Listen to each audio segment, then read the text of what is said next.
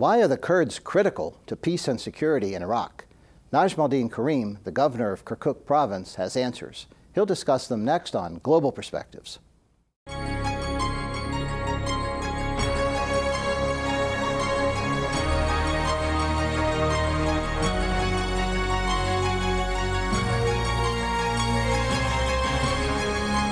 This is Global Perspectives with Pulitzer Prize-winning commentator John Bercia.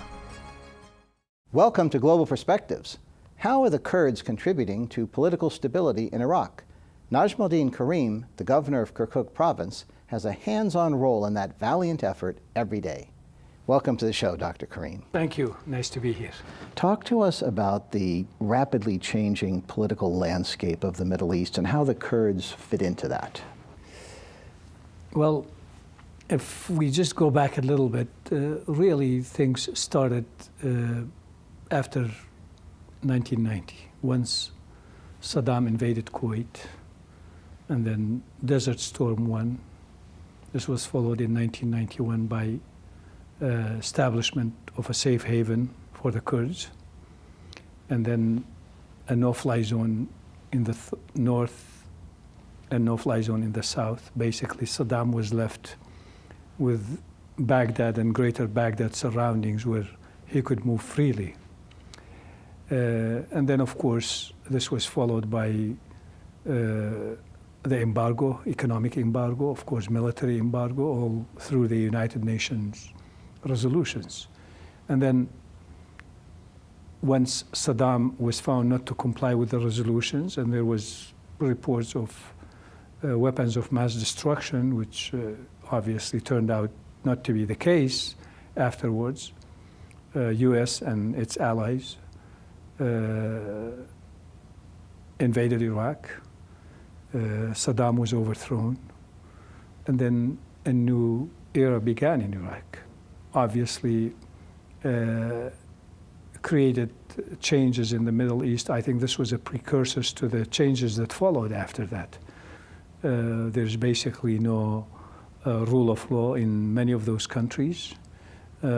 Terrorism in different forms exists, and we know what's going on in Libya. We know what's going on in Yemen.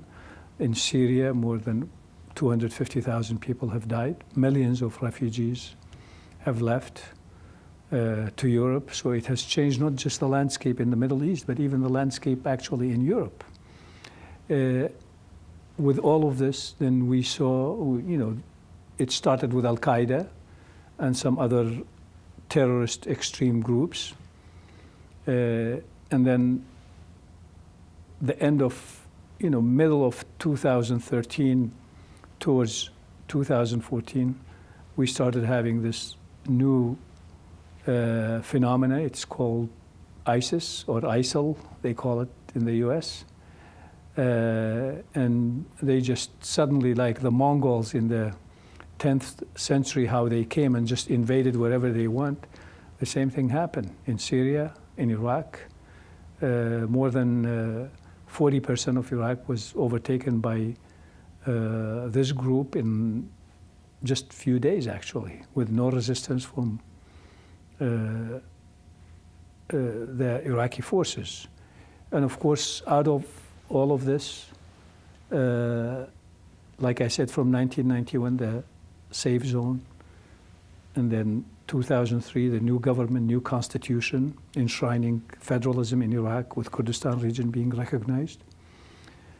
And with the latest changes and ISIL come in, it's very obvious that the Kurdish forces in Rojava, which is Syria, in Syria, and also the Kurdistan region have been the only capable force standing in the face of the so-called Islamic State, and they have registered successes.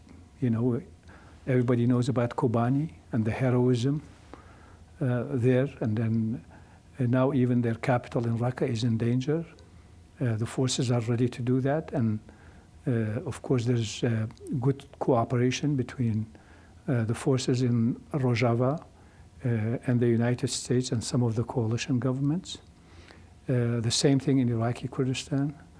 The airstrikes together with the Peshmerga forces have been not only able to hold ISIS, but even to push them back, and they have suffered significant casualties to the point now in Kirkuk, which is my state in Iraq, where I'm the governor. Actually, I think they have lost all the capabilities of coming and striking and taking new landscape under their control. To the contrary, they have lost a significant number of casualties, and also they have the Peshmerga forces have been able to claim many more areas that was previously under their control when they started this process. Tell us how this affects you on a daily basis. As you said, you're governor of Kirkuk. This must be a huge part of the list of challenges that you consider on a daily basis. Well, Kirkuk, as you know, but for your viewers, Kirkuk used to be close to 19,000 square kilometers area. Saddam Hussein started demographic changes in Kirkuk. He removed majority Kurdish districts from Kirkuk and brought in a 100% Arabic district and added it to Kirkuk. So the size of Kirkuk now is just a little over 9,000 square kilometers. And it changed, actually, he changed Kirkuk's name from Kirkuk to Ta'mim, which means nationalization, because they nationalized the oil. So, you know, a city like Kirkuk, a province like Kirkuk, that's over 5,000 years old, this guy comes and changes the inhabitants, the ethnicity, and changes even the name. This has affected us in a way that western part of Kirkuk, present Kirkuk, are Sunni Arabs. So this terrorist organization came and took over that area. And actually, initially, there was probably sympathetic response from the local population. And as far as we know, most of their fighters are the locals. And not only that, their leaders are former high-ranking Ba'ath Party officials. I don't know if you saw the report in Der Spiegel in the summer that came out. It shows that the guy who was in charge of organizing the ISIS military and their strategy is a former colonel of Saddam Hussein's Republican Guard. And the same thing, we have a guy who is actually a general in the former Republican Guard who is in charge of ISIS in that area. It's affecting us in a sense that Kirkuk is a high price for ISIS. The reason we saw that there are multiple attacks on Kirkuk trying to capture it. Why? Kirkuk is rich in oil, which will give them an economic base. Electrical grids, not just for Kirkuk, but also for part of Salahuddin province, for Nineveh province, are all based in Kirkuk. There are gas fields in Kirkuk. So they tried many times to do this. And other their initial thrust when they took those places, actually they have not been able to advance at all. To the contrary, the Peshmerga, our forces, with our police, but mainly the Peshmerga forces and the Asayish forces, have been able to hold them back, give significant blows to ISIS. And like I said, after January of this year, January 30th and 31st, in one battle when they tried to come and take those vital places, they lost more than 450 people. The biggest casualty in one battle in Iraq that they have suffered has been in Kirkuk. So it has affected us. It has affected us in another way. Kirkuk's population overall, the province, is 1.5 million. A lot of these people lived in those areas that are occupied by ISIS. But today we have more than 550,000 internally displaced Iraqis from other provinces who live in Kirkuk. And these people are getting Their only help they are getting is from Kirkuk itself, from Kirkuk budget. Kirkuk's electricity that was designed for the people who live there has now it has to be shared with those people. The medical need has to be shared with those people. And neither the Iraqi government nor the international community has been actually coming to the aid of Kirkuk. So what can be done at this stage? As you said, there have been some successes against the threat, and we hear so much about the Peshmerga. Why is it that the Peshmerga are so successful in combating ISIL? The Peshmergas are Kurdish defense forces. They're part of the Iraqi defense forces, the military establishment. Unfortunately, they haven't been getting paid and getting their share like the other parts of the Iraqi army. But the Peshmergas have defended Kurdistan against Saddam Hussein's regime, before that against other regimes. The Kurds have been so much subjected to brutality by different Iraqi regimes, particularly the regime of Saddam Hussein, that everybody considers themselves a Peshmerga or a soldier defending the land. And also, we know that this terrorist group is not just fighting the Kurds. It has nothing to do with Islam, of course. And the Peshmergas are defending their land, and also, in a way, defending actually the whole world, including the Western world and United States, against this terrorist organization.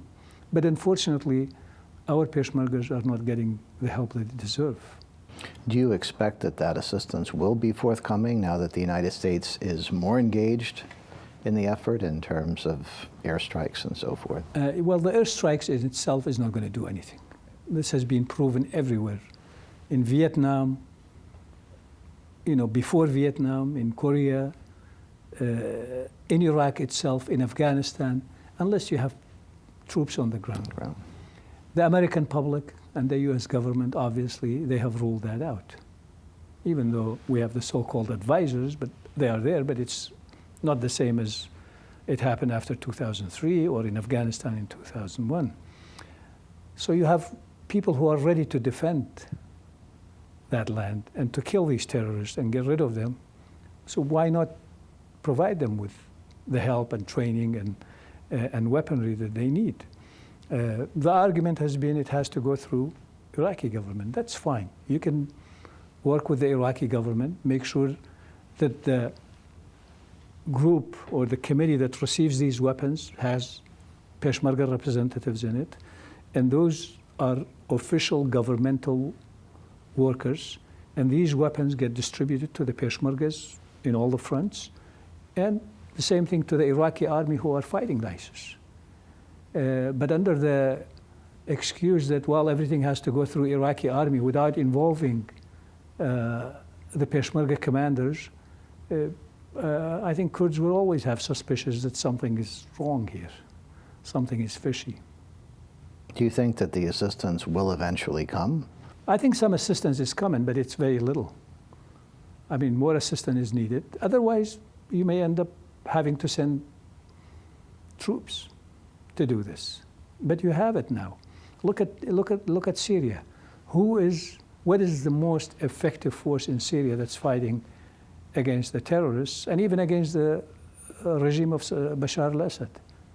It's the YPG forces. Mm-hmm. YPG forces have been very effective. The whole world knows about their men and women, how they fought ISIS in Kobani. The biggest loss in Syria and blow to ISIS has been in Kobani and other places that the YPG has been able to advance and defeat ISIS in those places. Any place the YPG forces has gone, ISIS has been defeated, actually. And I think it's in the interest of the United States, in the interest of the free world, to help the forces who are fighting terrorism today. So how do we advance that particular objective? How do we reshape the conversation with the United States so that the appropriate aid is provided, so that there is an understanding that the Peshmerga and Kurds in general are essentially bearing the brunt of this and deserve and need assistance. Well, in the United States, having lived here for so many years and knowing how politics work and how people think, basically have two views here. One is we don't want to interfere in any other country, but we also have to fight terrorism and protect our people. Well, I tell to those people, whether they are officials in Congress or in the government or just normal people, well, why don't you then, if you don't want this to happen, if you don't want American troops to go to those places, then help the people who are there, who are fighting them, to get the help that they need. And I tell those who are really hawks and they want to do everything and all that, but they cannot get it done because the public by and large is not for that, or the administration is not for that. Okay, work through your congressmen, your senators, Armed Services Committee, Foreign Relations Committee, to make sure that the government does deliver help to those who are fighting ISIS, whether it's the YPG in Syria or it's the Peshmerga forces in Iraq, and for that matter, the Iraqi military, wherever there are forces that are willing to fight these. Do you feel the average American understands the situation that we've been discussing? Well, I think obviously the average American has a lot of things to worry about, their daily living, the wages, unemployment, and other things.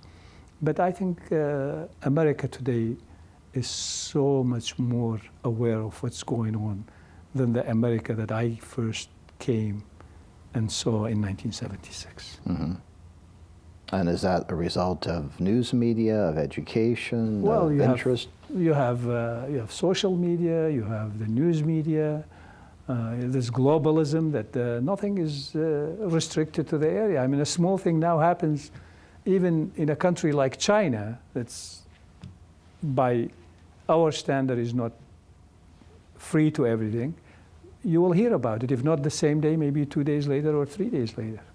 So the world has changed. People know about these things, and the American public, I believe, is more cognizant of what's going on in the world than they were 15, 20, 30 years ago.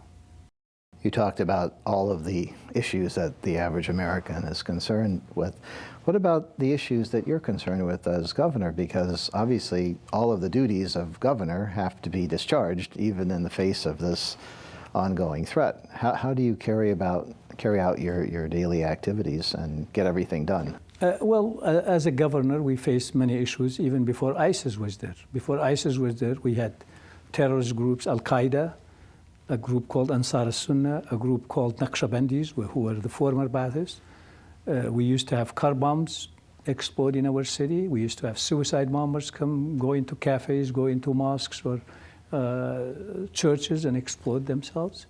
We had all of those, and we had to deal with that. We had to deal with centralism, strong centralism for Baghdad as far as our budget and our, so we can, despite all of these, we can reconstruct our city. We can have projects. We can improve our electricity supply, our water supply, our healthcare. And actually, we have done a lot of these. And in Kirkuk, a place like Kirkuk it is very, very important for everybody to know. Kirkuk is a different city like any other. It's not like any other city in Iraq. Kirkuk is composed of Kurds, Arabs, Turkmens, Christians. We have Shias, we have Sunnis, we have other small subsects of other religions. So it's very important to keep harmony between the people, to make sure that there's no conflict. We never had Shia-Sunni conflict in Kirkuk like you see it in Baghdad, in Western Iraq, and other places. And actually, we have made some progress with regard to that. I don't know if you've been following different organizations coming from the US, from Europe, different European countries, describing Kirkuk as being a time bomb, and one day it will explode. Well, today, Kirkuk is the safest city in Iraq. Kirkuk has the best water supply it has had for decades. Our healthcare, cholera was spread in Iraq, Kirkuk was spared. We have good healthcare. I'm not saying we don't have any problems. We have, like any other big city, with influx of over 500,000 people from other places to it. But despite that, Kirkuk has progressed. We have issues with Baghdad. We have issues, there are laws that has been passed by the parliament as far as decentralization and federalism. There's a lot of resistance from ministries in Baghdad with regard to this. But we think the law is on our side, and we're going to do what we think is best for Kirkuk, and it's allowed by the laws. It sounds like it offers a potential model for the rest of the country. Can you foresee a day when Iraq as a whole will have the kind of harmony and success that you've been describing in Kirkuk? Well, a lot of people actually, and it's a little, not comfortable to talk about things when it reflects good on oneself. Mm-hmm. But actually, a lot of people talk about the progress that has been made in Kirkuk as far as reconstruction, projects, services, and also this harmony, this peacefulness we have had in Kirkuk, particularly in the last year and a half, that wasn't the case before.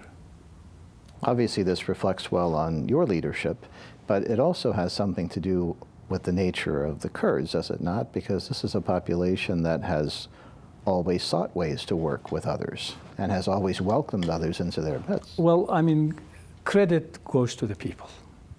It's true, I'm the governor and I've been working, but I've always said one thing. As a Kurd, we have suffered a lot under different governments, worst under Saddam Hussein. Chemical weapons were used against us, Anfal genocide campaign where Kurds were taken, in Kirkuk particularly, that's where it started. But I always make a point whenever I meet my Kurdish compatriots. I tell them, if you really love your people, you have to find them friends, not enemies. So you have to be nice to the others. You have to respect them. You have to make them partners in what you do. And that's really very important, and I mean that. If I'm a good Kurd, I have to be nice to the Arab, to the Turkmen, to the Christian, to the Yazidi, to everybody, because that way I find friends for my people. If you were able to select one significant change in the relationship the United States has with the Kurds, what would it be? If you could just wave your magic wand and have it in effect by tomorrow? Well, we talked about the Peshmergas and providing them with weapons, not just the Peshmergas, the PYD in Syria, the same way. But if I have an audience with President Obama right now, I'm going to ask him, Mr. President, this country from the beginning has had this one Iraq policy. But in practice, you have dealt with the Kurds separately, at least since 1991, and sometimes secretly before that, during the Nixon administration. I think it's about time we come out of this. Just having a Kurdish policy does not mean that you want to break up those countries apart.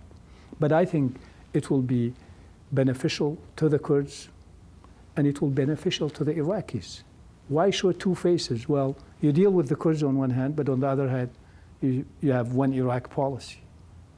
Why not, just like you have one Iraq director, you should have one for the Arab Iraq and one for Kurdish Iraq.